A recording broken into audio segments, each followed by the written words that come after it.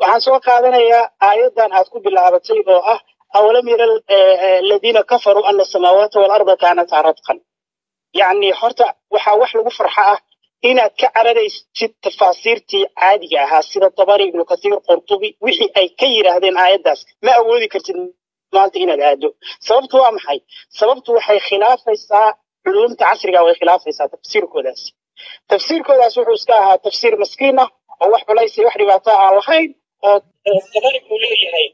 السماء سماء كانت رتقا فرتقا maxaa laga wadaa buu yiri la tumtir roob ma soo digi jirin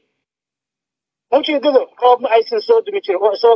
ma ay macna keeni jirin wal ardu ardaduna maxay ahayd ratqan ay kadalika saasay ahayd oo waa maxay kaanat la tumbit waxa ma soo dhali jirin tafsiirkaagaas ma nacday maanta uu kala xumaaday Soomaa marka waxa raadinaysaa nin kala hadalkiisii waxaad kaloo ilaabaysaa oo iska indhatiraysaa aayadda laftirkeeda Nabi Maxamed inuu ku soo degay Soomaahan Nabi Maxamed wuxuu ku tafsiiray waxaan hadda lagu fasirayo iyo gudbin ma ku fasiray